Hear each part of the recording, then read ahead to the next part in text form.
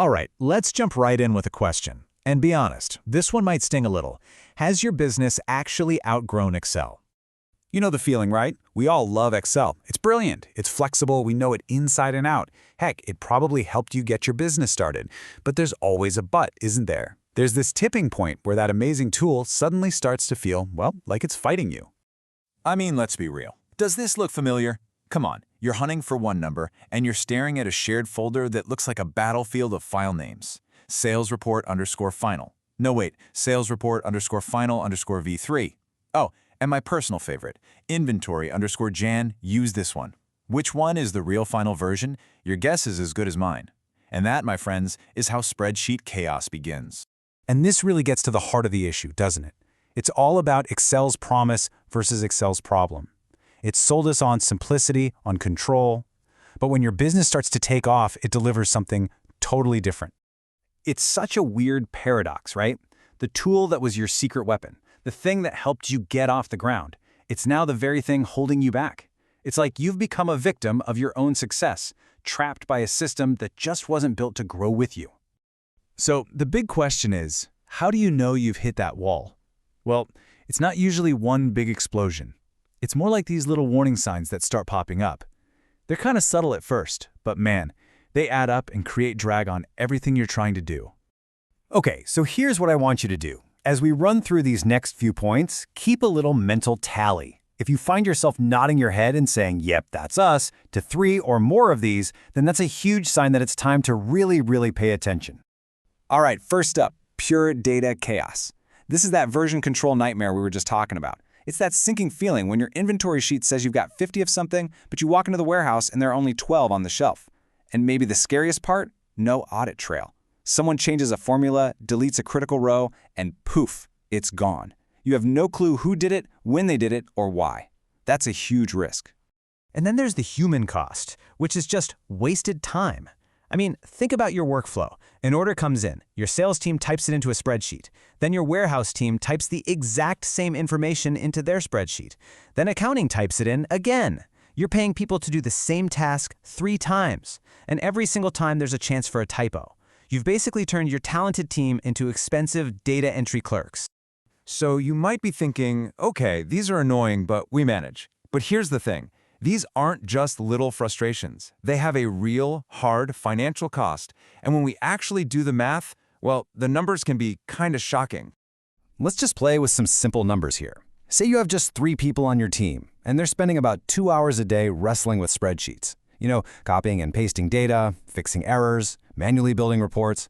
That alone adds up to 150 hours every single month. Okay, so what does 150 hours actually cost?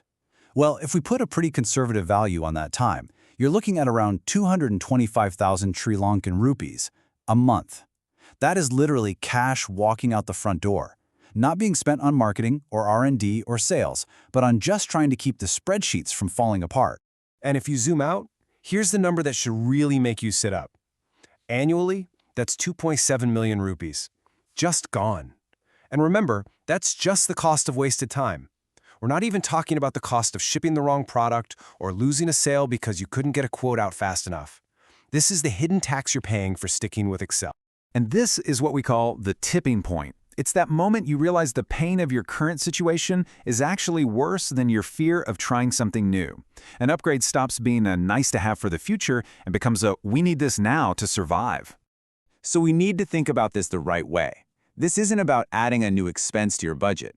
It's a choice between 2 costs. On one hand, you have the investment in a new system.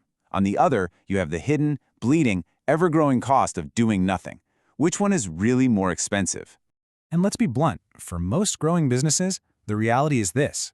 That 2.7 million rupee leak, that is very likely more than what it would cost to solve this problem for good. Staying put has become the most expensive choice you can make. Okay, so let's get out of the hypothetical and look at a real story. This is from an apparel manufacturer right here in Sri Lanka.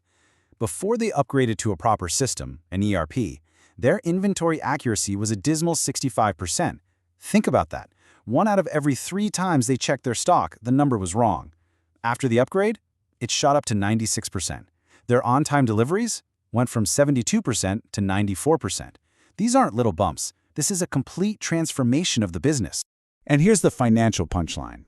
They saw huge labor savings, they slashed the costs from all those errors, and get this, because they were suddenly so much more efficient, they were able to grow their revenue by 22%. The new system literally paid for itself in a little over a year. That's an incredible return on investment. So if any of this is resonating with you, if you're seeing your own business in this story, you're probably wondering, okay, so what do I actually do? And the good news is you don't have to solve everything overnight. There's a really simple, clear way to start moving forward. It's a simple 4-step plan to get some clarity. Step 1, just assess the pain. Seriously, get your team together and list out the biggest frustrations. Where are things breaking? Step 2, track the wasted time. For just 1 week, have people log the time they spend on all that manual spreadsheet work. You'll be amazed at the number.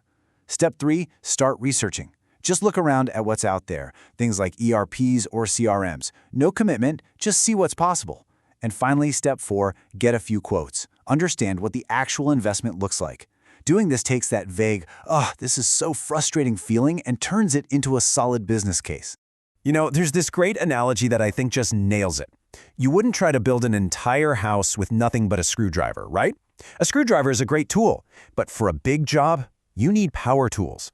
Excel is your screwdriver. It's fantastic for what it does. But your business is a house now, and it's time for the power tools. So I'll just leave you with this one thought. You did the really hard part. You built a business that's successful, a business that's growing.